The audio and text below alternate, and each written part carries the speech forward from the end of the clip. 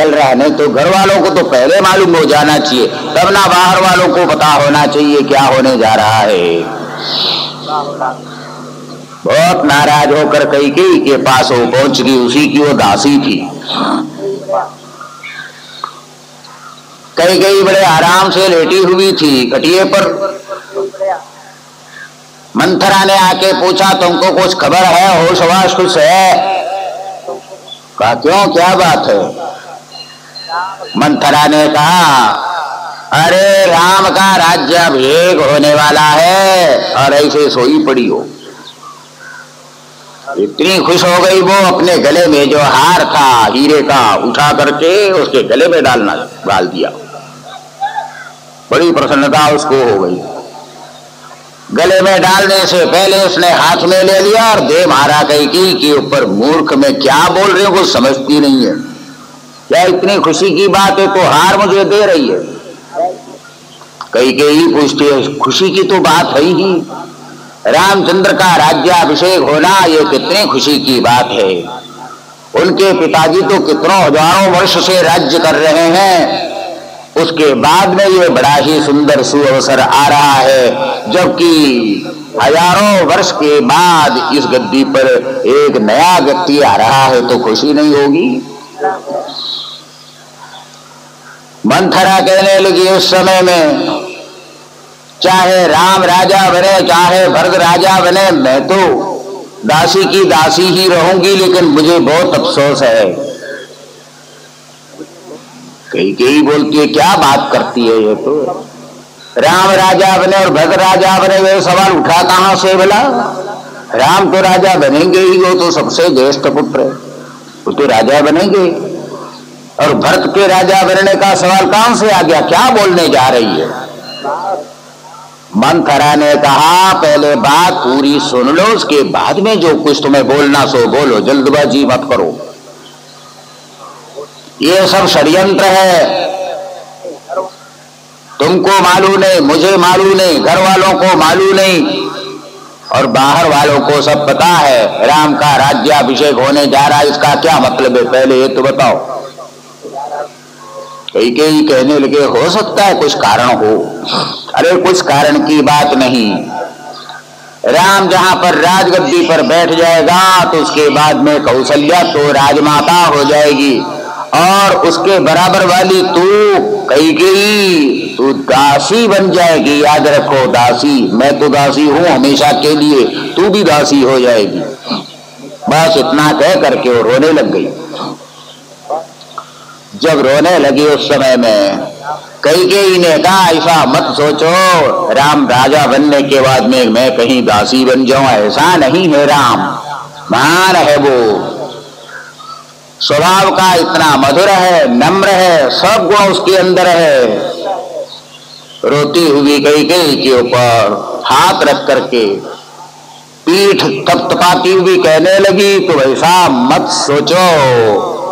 बस इतना कहना था, लेकिन उससे पहले उसका स्पर्श करते ही वो विघ्नेश्वर और कली दोनों के दोनों कैकेयी के ऊपर चढ़ गए।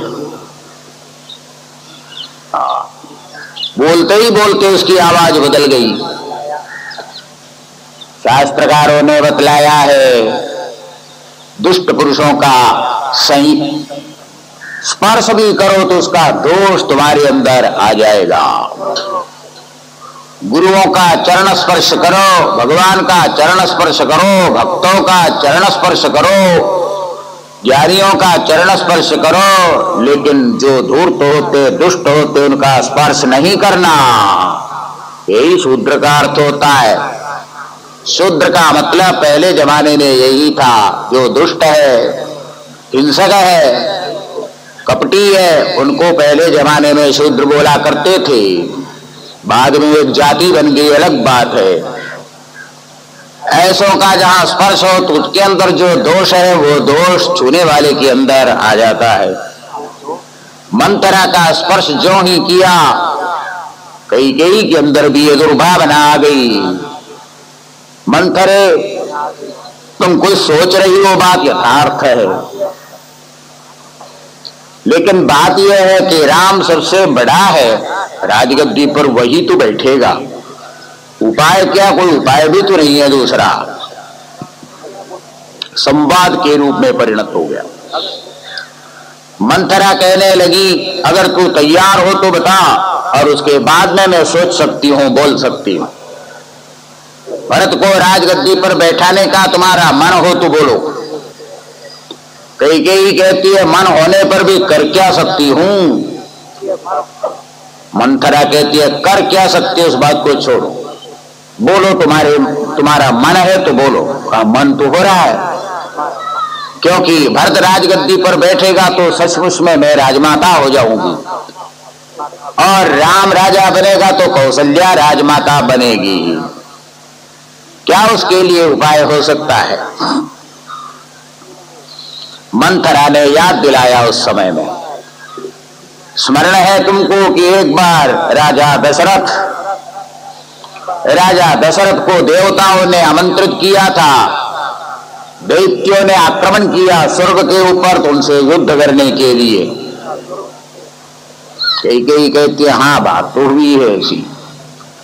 उस समय में तुमको साथ में लेकर दशरथ जी गए थे स्वर्ग में, ये भी मालूम है कि नहीं? याद है? कहा वो भी याद है। दशरथ जी युद्ध इस प्रकार करते थे कि व्यक्ति एक होने पर भी 10 दिशाओं में एक साथ रथ घुमा करके बाण छोड़ा करते थे, जिसके कारण उनका नाम दशरथ पड़ गया। ये भी सही है। मंथरा कहती है युद्ध करते समय में रथ का पहिया ढीला पड़ गया था, एक कील निकल गई थी और पहिया गिरने वाला था। उस समय उस पहिए को बचाने के लिए तुमने अपनी अंगुली वहां पर डाली थी, याद है? यह कील की जगह पर अंगुली डाली थी जिससे कि पहिया गिरे नहीं। कहाँ ऐसा किया था? अब उसके बाद में क्या हुआ बता? इतना तो मैंने याद दिला दिया, तुम्हारी कथा मैं बोल रही हूं। युद्ध समाप्त हो गया, दैत्य परास्त होकर भाग गए, और पीछे की ओर जब देखा कैकेयी को राजा ने नहीं देखा। रे कैकेयी कहाँ गई घबराने लगे। इतने में नीचे की ओर दृष्टि पड़ी तो वहां पर नीचे बैठी हुई थी। अरे तो नीचे कैसे आ गई? जब देखा तो अंगुली के ऊपर से खून गिर रहा था, खून की धारा, कील निकली हुई है, पहिया गिरने वाला था। पहिया अगर गिर जाता तो रथ टूट जाता। राजा दशरथ उसमें को प्रसन्न होकर बोले थे कि सचमुच में तुमने मेरी इज्जत बचाई है। इस प्रकार तुमने इज्जत जो बचाई उसके लिए मैं 2 वरदान तुमको देना चाहता हूं, बोलो तुम्हें क्या चाहिए? और बोलो ना आगे, और आगे बोलो। मंथरा कहती और आगे बोलो, फिर क्या हुआ? कैकेयी कहती है मैंने कहा उस समय में राजा को यही कहा, इससे मुझे कोई वरदान की जरूरत नहीं है, आप स्वयं मुझे प्राप्त है तो आपसे वरदान भला क्यों मैं मांगू? राजा ने जब आग्रह किया तो मैंने कहा जब जरूरत होगी तब मैं मांग लूंगी। मंथरा कहती है कहा था ना, राजा ने माना था ना इस बात को? कहा माना था। अब मौका आ गया। हाँ मौका आ गया, बताओ आगे क्या करना? मंथरा गुरु बन गई थी, वहां पर चेली बन गई थी कैकेयी। मंथरा कहती है कि एक वरदान यह मांगो कि राम को 14 वर्ष वनवास दिया जाए, और दूसरा यह मांगो कि भरत को राजगद्दी पर बैठाया जाए। कैकेयी ने कहा बड़ी बुद्धिशाली हो तू, बड़ी बुद्धिशाली हो। ये बता राम को जंगल में भेजने से फायदा क्या है? भरत को राजगद्दी पर बैठाए तो ठीक है, जिससे मैं राजमाता हो सकती हूँ। राम को जंगल में भेजने से क्या फायदा उससे?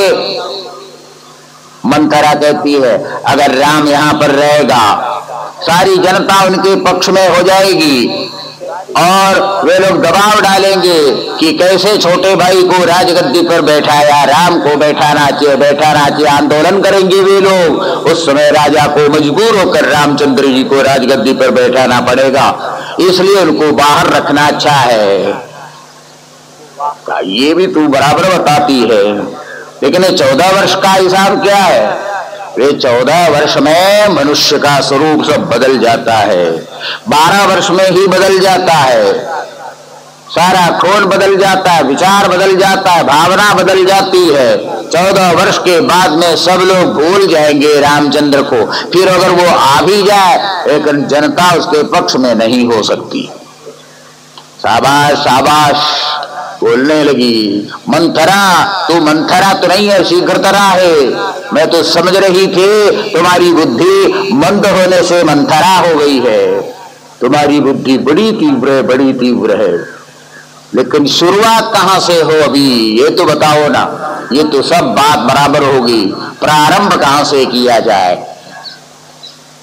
मंथरा ने कहा, जब कभी गए किसी रानी को, कुमारी को, किसी को क्रोध करना हो तो कोप मंदिर बना हुआ रहता है। नाराज होने का भी घर अलग होता है, वहां जाके पड़ी रहो, केशों को बिखेर दो और आभूषण उभूषण फेंक देना। राजा आने पर बातचीत नहीं करना उनसे। तब तक बात नहीं करना कि पहले के वरदान फिर से देने के लिए प्रतिज्ञा ना कर ले। बहुत अच्छी बात तुमने मुझे बताई। वैसा ही सब कुछ किया।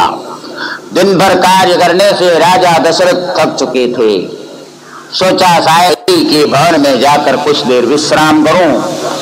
कैकेयी के भवन में जब राजा दशरथ पहुंचे तो वहां पर कैकेयी थी ही नहीं। लोगों से पूछा, कैकेयी कहाँ गई, कहाँ गई? तो कहा, वो तो क्रोध भवन में गई। अरे वो नाराज हो गई क्या? किस लिए नाराज हो गई? मैं दिन भर नहीं आ सका इसको लेकर। दौड़ दौड़ कर राजा जब पहुंच गए क्रोध भवन में, वहां पर जमीन पर लेटी हुई है, पड़ी है, रो रही है, केश बिखरे पड़े हुए हैं, फटी पुरानी साड़ी पहनकर रो रही है वो। इस दृश्य को देखकर राजा दशरथ ने कहा, ये क्या हो गया? किसने तुम्हारा अपराध किया? किसने अपमान किया? किसने तुमको दुख पहुंचाया? लेकिन कोई जवाब नहीं, कोई जवाब नहीं। जो भी पूछे तो कोई जवाब नहीं, रोने के सिवाय। राजा दशरथ ने कहा, तुम्हारे मन में जो भी हो सो बात कह दो। जो भी करने के लिए कहो मैं करने के लिए तैयार हूं। इस समय में तुम्हारा रोना मेरे से देखा नहीं जा रहा।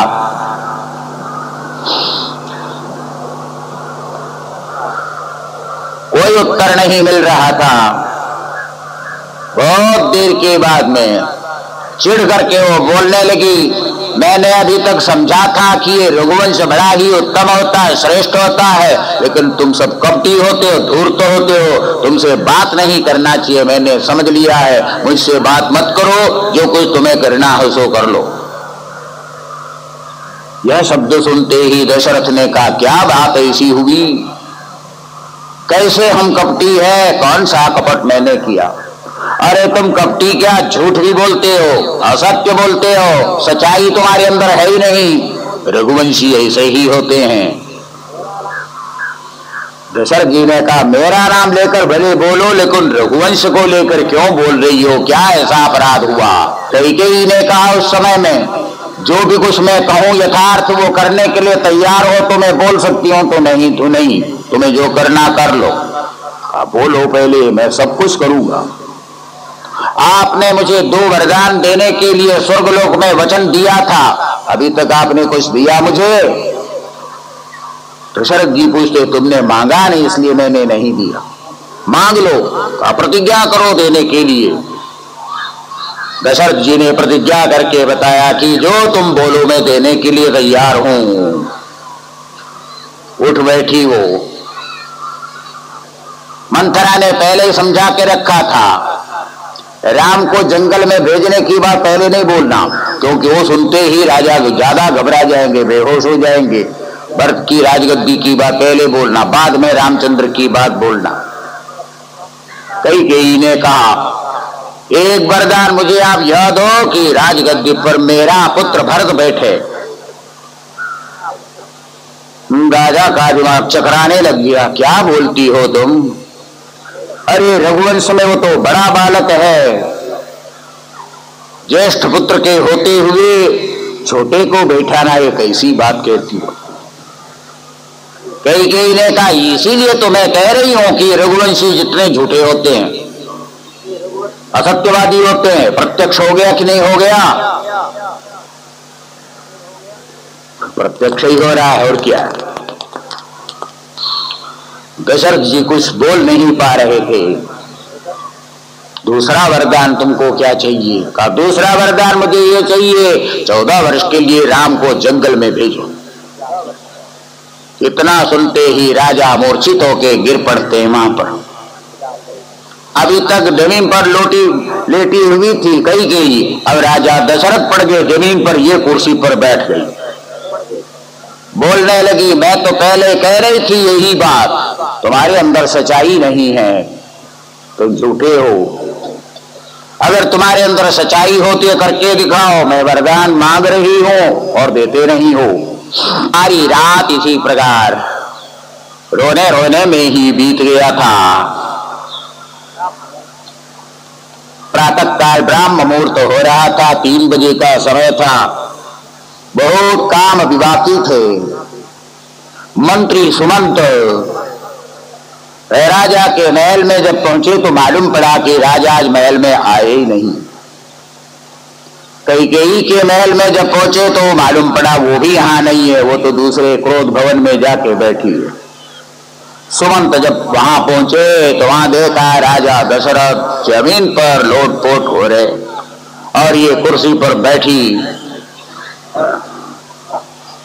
क्रोध दृष्टि से देख रही है। सुमंत ने कहा कि क्या बात है, क्या यहां पर हो रहा है? कैकेयी ने कहा बात और कुछ नहीं है, राम को खबर दो कि उनके पिताजी उनको याद करते हैं, बुलाओ उनको यहां पर। सुमंत ने कुछ समझा नहीं, लेकिन इधर उधर पता लगाने से वहां के लोगों से मालूम पड़ा क्या क्या चर्चा चली। सुमंत दौड़ दौड़ कर रामचंद्र जी के महल में पहुंचे। स्नान कर संध्या वंदन कर बैठे हुए थे रामचंद्र जी। ब्राह्म मुहूर्त में सुमंत जी पहुंचे। सुमंत जी को देखते ही रामचंद्र जी उठ खड़े हो गए। आदर करते थे वे, सबको आदर देते थे। सुमंत जी ने कहा राजा आपको याद करते हैं, आप शीघ्र वहां पहुंचे। रामचंद्र ने कहा मेरे से कोई गलती तो नहीं हुई, नाराज तो नहीं है पिताजी, आप वहां चलिए, वहीं आपको सब मालूम पड़ जाएगा। भगवान रामचंद्र पहुंच गए वहां पर। वहां जाके देखा तो पिताजी जमीन पर पड़े हुए हैं और घूर घूर करके देख रही है कैकेयी माता।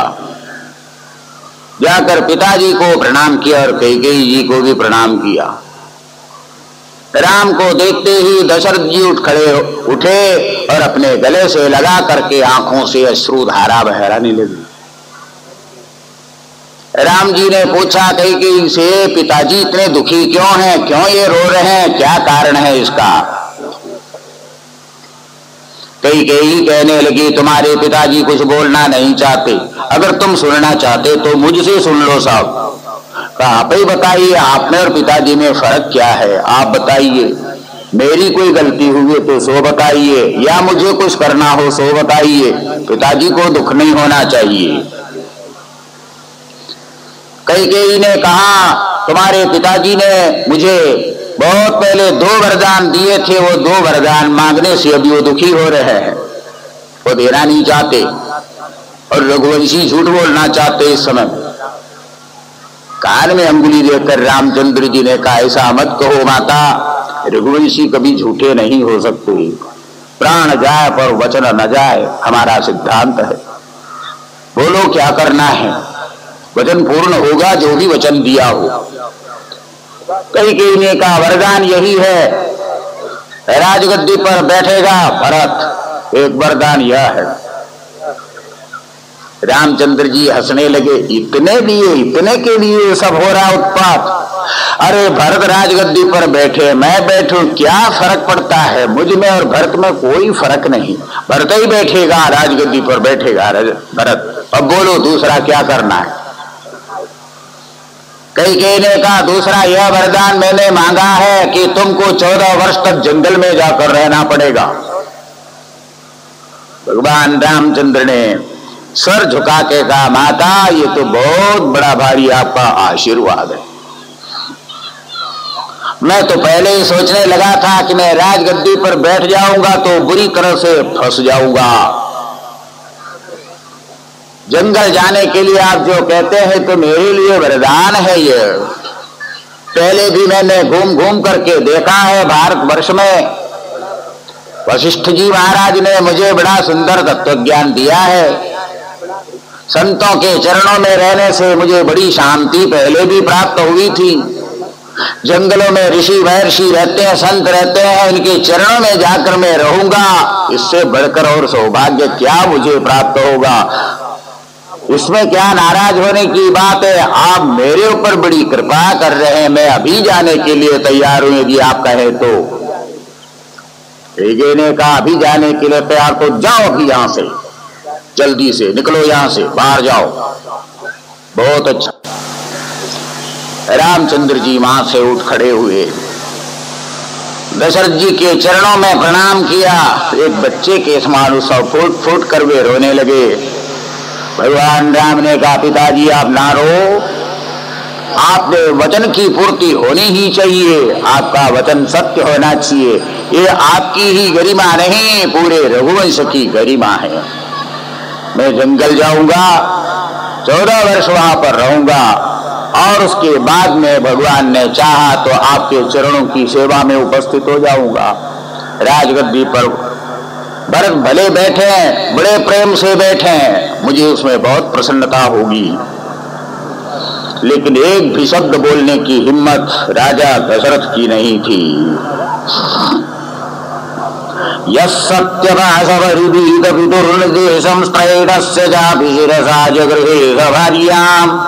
राज्यं श्रियं प्रणयिनः सुहृदो निवासं त्यक्त्वा ययौवनमसूनिव मुक्तसंगः। मुक्त संग होकर, संग को छोड़कर, आसक्ति छोड़कर भगवान रामचंद्र जी वहां से नीचे उतर जाते हैं। सुमंत को कहने लगते हैं हे सुमंत, यह सुंदर स्वरूप को लेकर जंगल में नहीं जाना है, सौंदर्य दिखाने के लिए जंगल में नहीं जाना है, तपस्वी बनकर वहां पर जाना है। मेरे लिए वृक्ष की खाल, मृग चर्म आदि मंगा लो, बरगद का दूध मंगा लो, ये जो केश है इसको मैं जटा बनाकर यहां से जाऊंगा। वहां भला किसको सौंदर्य दिखाना है? वहां सौंदर्य यही है जंगल में जो ज्यादा तपस्वी हो। तपश्चर्या से बढ़कर कोई सौंदर्य नहीं होता। चमड़े का सौंदर्य सौंदर्य नहीं, सौंदर्य है तपश्चर्या का, विद्या का, ज्ञान का सौंदर्य होता है। वृक्ष की खाल लाकर दे दिया गया। जब यह समाचार मालूम पड़ा तो सीता जी वहां से उतर के आई और उन्होंने कहा कि आप जंगल में जा रहे हैं तो आधे आप नहीं जा सकते, पूर्ण रूप से आपको जाना पड़ेगा, मैं भी आपके साथ में आऊंगी। भगवान राम ने कहा जंगल में जाने के लिए आदेश मुझे प्राप्त हुआ है, चाहे मैं आधा हूं चाहे मैं पूर्ण हूं, तुम जंगल में चलो तो बहुत तकलीफ वहां पर होगी। वहां पर ये मखमल के गद्दे नहीं मिलेंगे, वहां कांटे मिलेंगे, कंकड़ मिलेंगे, पेड़ों के नीचे वहां रहना पड़ेगा, कंदमूल खा के रहना पड़ेगा। भगवती सीता कहने लगी आज जहां पर रहेंगे वही मेरे लिए अयोध्या का महल है, और जो कंदमूल हम खाएं वही 56 भोग मनोरथ वही है, मैं तो आपके साथ में ही चलूंगी।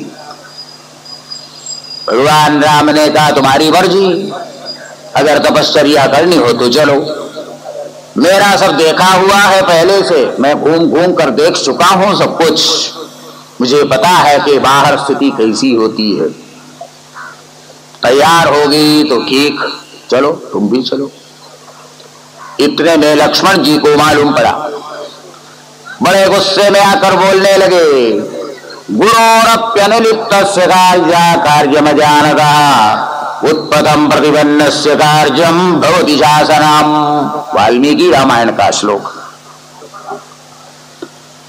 लक्ष्मण जी ने आके बड़े गुस्से में कहा, ये पिताजी आपको राज्य से निकाल रहे हैं, बाहर निकाल रहे हैं, ये पिताजी कौन होते हैं आपको निकालने वाले? क्या अपराध आपका है? निरपराध किसी व्यक्ति को राज्य से उद्वासित करना, बाहर निकालना, ये कौन सा धर्म है? कौन सा राजधर्म है? किस शास्त्र में लिखा है? चाहे महान हो चाहे कैसे भी हो, मैं उनके ऊपर शासन करूंगा, उनको दंड देने वाला मैं बैठा हुआ हूं, चाहे पिताजी हो चाहे कोई भी हो। गुरुरप्यवलिप्तस्य, जो गर्वित हो चुका हो, भले भले वो पिता क्यों न हो, गुरु क्यों न हो, कार्याकार्यम जानतः, जिसको कर्तव्य अकर्तव्य विवेक ही नहीं है, उत्पथम प्रतिपन्नस्य, गलत मार्ग से जो चलता है, कार्यम भवति शासनम, उसके ऊपर भी शासन करना पड़ेगा। चाहे भरत आ जाए चाहे कोई भी आ जाए, सबको मैं मार गिरा दूंगा इसी समय। भगवान रामचंद्र ने कहा, हे लक्ष्मण शांत हो जाओ, शांत हो जाओ, ये क्रोध करने का समय नहीं है। लक्ष्मण जी पूछते हैं, लेकिन आपको राज्य से निकाल देने का मतलब क्या? इसका तो अर्थ बतलाओ, बहिष्कृत करने का मतलब तो।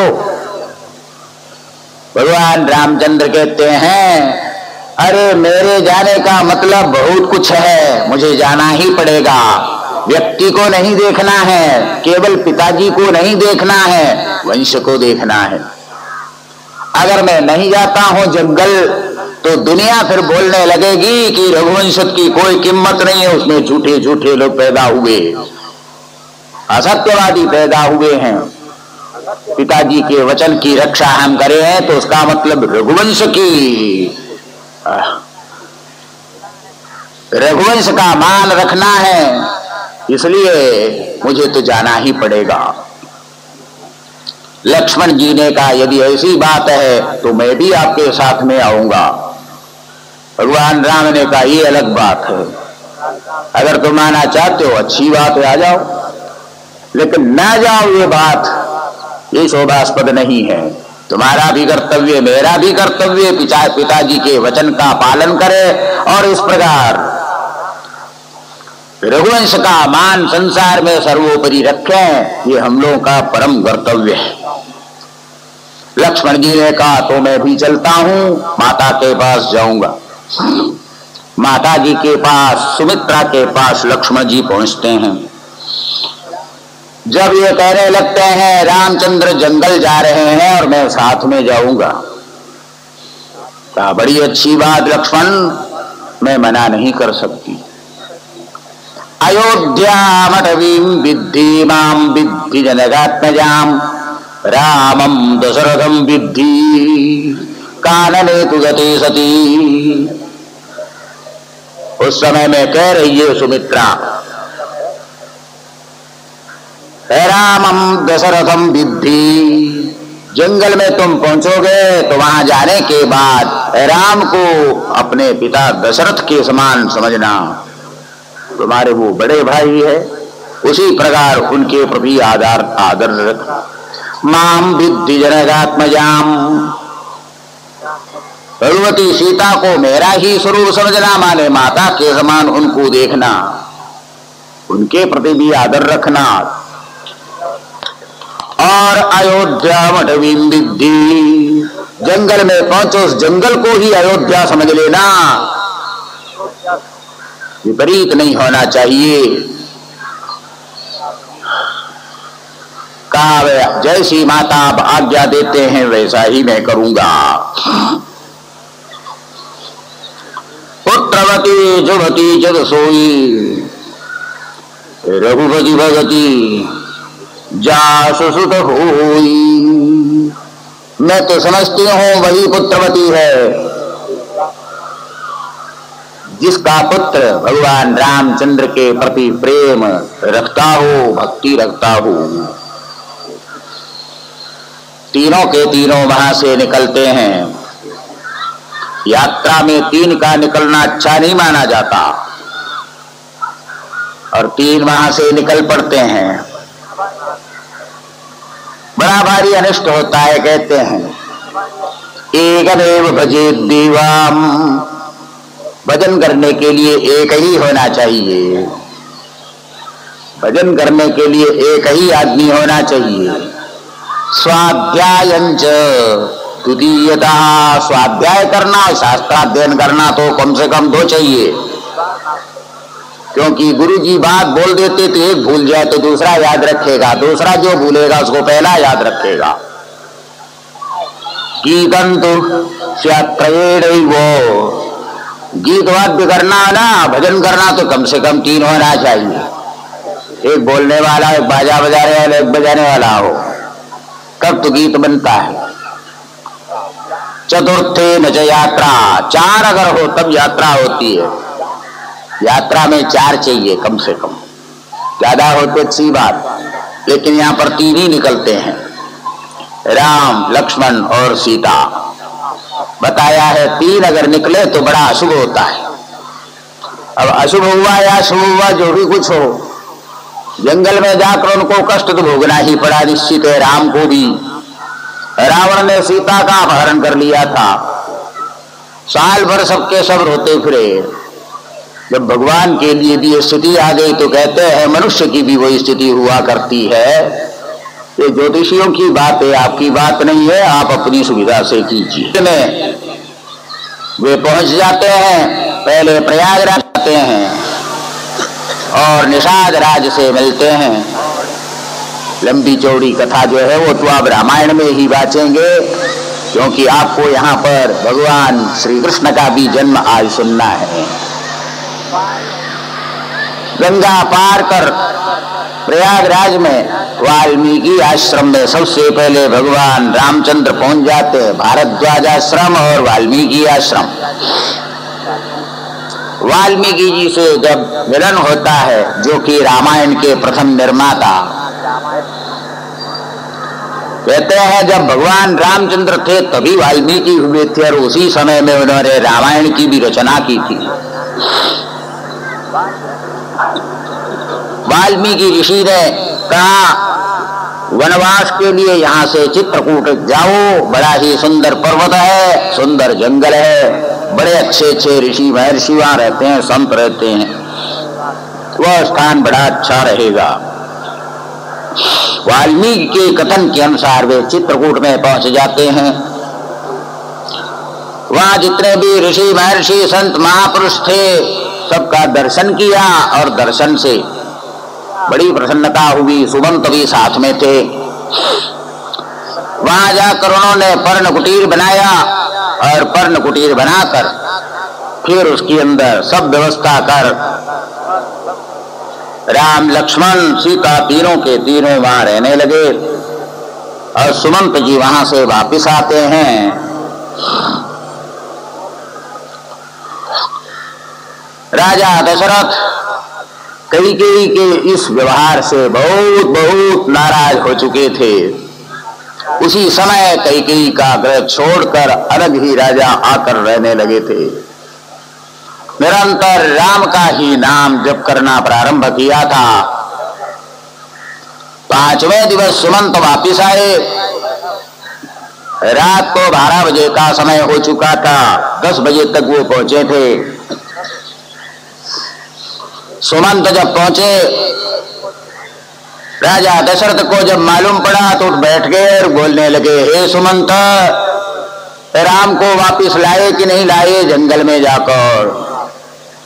सुमंत ने कहा वहां पर उन्होंने पर्ण कुटीर बना लिया है, रहने की व्यवस्था सब कर लिया है। जब ये मालूम पड़ा कि अब 14 वर्ष के लिए राम का वियोग हो गया है, वह वियोग सहन नहीं हो रहा था।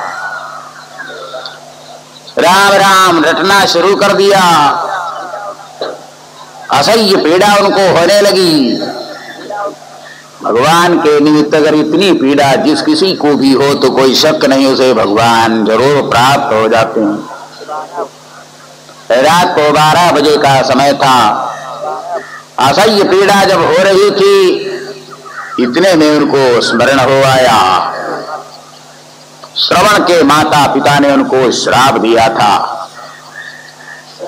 श्रवण कुमार का वह राजा दशरथ ने अनजान में कर लिया था।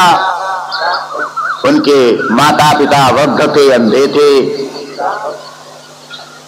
श्राप दे दिया था दशरथ को, अरे तुमने हमारे अंतिम समय में यह कष्ट पहुंचाया, तुम भी अपने पुत्र वियोग शोक में ही अपने प्राण को छोड़ोगे। वह श्राप याद आया। राम राम कही राम कही, राम राम पुण्य राम, तनु परि हरि रघुपति राम गय सुर धाम, सियावर रामचंद्र की। 12 बजे के समय में अत्यधिक जब पीड़ा शुरू हुई तो वे राम राम राम राम बस यही बोलना रटना शुरू कर दिया था। और उसी विरह वेदना में राजा दशरथ अपने प्राण को भी छोड़ देते हैं। जब राजा ने अपने शरीर को छोड़ दिया, उत्तर क्रियाएं पूरी हो गई। भरत और शत्रुघ्न दोनों अपने मामा के घर में गए हुए थे। उनको बुलाने के लिए दूत को भेजा। दूतों ने जाकर भरत को कहा कि जल्दी से जल्दी आपको अयोध्या में पहुंचना है। भरत ने पूछा क्यों, किस लिए, कारण क्या है? हम तो पहले भी आकर रहते थे, महीने 2 महीने 4 महीने भी, कभी बुलाने के लिए कोई आता नहीं था। जब हमारी मर्जी होती थी तो हम आते थे, अभी तुम इतनी जल्दी कैसे आए? दूत ने कहा ये सब आप अयोध्या में जाकर पता लगा लेंगे, मुझे तो इतनी ही आदेश है कि आप जल्दी से जल्दी अयोध्या पहुंचे। थोड़ी सी शंका उस समय में भरत को हो गई। भरत और शत्रुघ्न वहां से निकले। अयोध्या में जब पहुंचे तो वहां देखते हैं काले झंडे लगे हुए हैं। भरत ने शत्रुघ्न को कहा, हे शत्रुघ्न, ये कैसा हम लोगों का स्वागत हो रहा है? काले झंडे क्यों लगे हुए हैं यहाँ पर? मालूम पड़ता बहुत बड़ा भारी कोई अनिष्ट हो चुका है। क्या हुआ है कुछ समझ में नहीं आ रहा था। कुछ आगे बढ़े तो एक आदमी दिखाई पड़ा। भरत जी ने कहा इससे पूछें कि क्या स्थिति है अयोध्या की। उससे पूछा, अरे अयोध्या में क्या हो रहा है, ये सब क्यों काले झंडे लगे? वो आदमी मुंह फेर करके चला गया। भरत को और शंका हो गई, अरे मैं पूछ रहा हूं उसका जवाब भी ये नहीं दे रहा है। दूसरे तीसरे से पूछा, बस यही हालत। भरत की ओर कोई देखता नहीं है, मुंह फेर करके सब चले जाते हैं। भरत ने कहा शत्रुघ्न को, हो ना हो हे शत्रुघ्न, कुछ हम लोगों के बारे में यहाँ पर हुआ है। लोग हमारा चेहरा तक देखना नहीं चाहते, बात करना तो दूर। वहां से सीधे भरत अपनी माता कैकेयी के पास पहुंच गए। उद्विग्न थे, क्या हुआ क्या नहीं हुआ इसके लिए अत्यंत उद्विग्न थे। भरत ने आकर कैकेयी को प्रणाम किया और कहा, माता क्या यहाँ पर हो रहा है? ये काले झंडे सब क्यों लगे हुए हैं? किसी से हम पूछते तो कोई जवाब क्यों नहीं दे रहा है? कैकेयी ने कहा, बेटा कोई चिंता ना कर, ये सब होता रहता है। तो बताओ ना फिर हुआ क्या, क्यों हो रहा है ये सब? कैकेयी ने कहा, एक बड़ा षड्यंत्र यहाँ चल रहा था, उस षड्यंत्र को मैंने विफल कर दिया, इसी का ये सब परिणाम है। क्या षड्यंत्र, कौन बना रहा था, कर रहा था? कहा तुम्हारे पिताजी ने षड्यंत्र किया था। भरत के चेहरे पर कुछ विलक्षण उस समय भाव पैदा, पिताजी षड्यंत्र करे, मेरे लिए भी कोई बात है क्या? होशवास है बोलते समय, क्या आप बोल रहे हैं पिताजी ने षड्यंत्र किया? कहा हाँ पिताजी ने षड्यंत्र किया।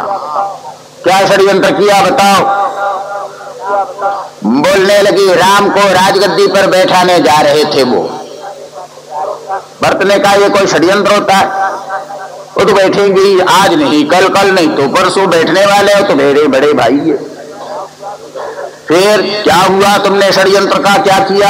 मैंने उसको विफल कर दिया। कैसे विफल किया? कैकेयी ने कहा मैंने 2 वरदान पहले से उन्होंने देने का वचन दे रखा था, उसको मांग लिया और मैंने वरदान प्रथम यही मांगा कि मेरा पुत्र भरत ये राजगद्दी पर बैठेगा। छी, क्या बात बोलती है? क्या भरत राजगद्दी पर बैठेगा? असंभव बात है, असंभव। जब तक बड़ा भाई जीवित है भरत इतना नीच नहीं है उनके सामने ये भरत बैठ जाए राजगद्दी पर, ये संभव नहीं है। फिर क्या राजा ने मान लिया इस बात को? कहाँ है मेरे बड़े भाई, उनको मैं बैठाता हूं, अभी कहाँ है? कैकेयी ने कहा दूसरे वरदान से मैंने उनको जंगल भेज दिया है 14 वर्ष के लिए। हाय रे, बड़ी नीचता तुमने ये तो कर दी। मेरे बड़े भाई को जंगल भेज दिया और मुझे राजगद्दी पर बैठने के लिए तो बोलती है। मैं अभी जाता हूं पिताजी के पास, ये जो उल्टा पुल्टा हो गया सब मैं अभी खत्म कर देता हूं। कैकेयी ने कहा तो जाएगा किधर? पिताजी का शरीर छूट गया। इसी दुख में उनका शरीर छूट गया है। बस इतना सुनना था। भरत जी तो बेहोश होके गिर पड़े वहीं। ये क्या हो गया? मेरे निमित्त एक अनर्थ, 2 अनर्थ नहीं, 3 अनर्थ एक साथ में हो रहे हैं। क्या ये भरत इतना नीच है जो सब अनर्थ पैदा हो गए? क्यों भरत राजगद्दी पर बैठने लगा? क्यों रामचंद्र जी को जंगल में भेजना भेजा? और क्यों मेरे पिताजी इसके निमित्त अपने शरीर को भी छोड़कर चले गए? फूट फूट करके रोने लगे, बच्चे के समान रोने लगे भरत। कैकेयी माता आकर उठाने लगी, अरे रो मत, ये सब काम शुभ होगा, ये सब भलाई होने वाली है। उठाने के लिए जो ही पास में आई डांट कर भरत ने कहा रे नीच, मेरा स्पर्श नहीं करना, तुमने ही ये सब षड्यंत्र बनाया है, आज से तू मेरी मां नहीं। इतना शब्द ज्यों ही भरत ने कह दिया, आज से तू मेरी माता नहीं। एक माता एक पुत्र के प्रति इस प्रकार व्यवहार नहीं कर सकती है, मेरा स्पर्श नहीं करना। कैकेयी तो कांप गई उस समय। एक अपना प्रिय पुत्र अपनी माता को ये बोल दे कि तू मेरी मां नहीं, उससे बढ़कर और व्यथा का कारण क्या होना चाहिए? खड़ी ही रह गई वहां पर, कैकेयी आगे बढ़ने की हिम्मत नहीं हुई। वहां से भरत जी उठ गए, सीधे घर से बाहर निकले, सीढ़ी उतर करके नीचे आ गए और वहीं से कौशल्या के घर में पहुंचे। भरत जी के मन में बहुत बड़ी भारी व्यथा हो रही थी। कौशल्या के पास जाकर उन्होंने दंडवत प्रणाम किया। प्रणाम किया तो उनको उठाने के लिए कौशल्या जी जब पहुंची, भरत ने कहा मां मेरा स्पर्श मत करो। कौशल्या पूछ रही है क्यों बेटा? भरत कहने लगे मां, बेटा के लिए मैं योग्य आज नहीं रह गया हूं, मैं अपवित्र हो चुका हूं। मेरे कारण ही मेरे भाई जंगल में चले गए, मेरे कारण ही पिताजी की मृत्यु हो गई। मां मैं आज अति अपवित्र हूं, नीच हूं, मेरा स्पर्श नहीं करना। मैंने अपने मन में कभी भी यह सोचा नहीं था। शायद आप विचार कर रहे होंगे कि भरत के मन में ऐसी अभिलाषा थी जिसके कारण यह सब हुआ। सपने में भी मैंने ऐसा सोचा नहीं था, फिर भी मेरे कारण ही ये सब कुछ हुआ है, इसलिए मैं अपवित्र हूं। आपसे क्षमा प्रार्थी हूँ, आप मुझे क्षमा कर देंगे।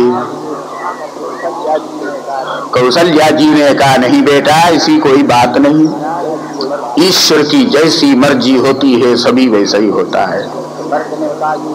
भरत ने कहा, ये ईश्वर की मर्जी नहीं, ये मनुष्य की बनाई हुई कृत्रिम कुटिलता है, जिसका ही ये सब परिणाम हुआ है।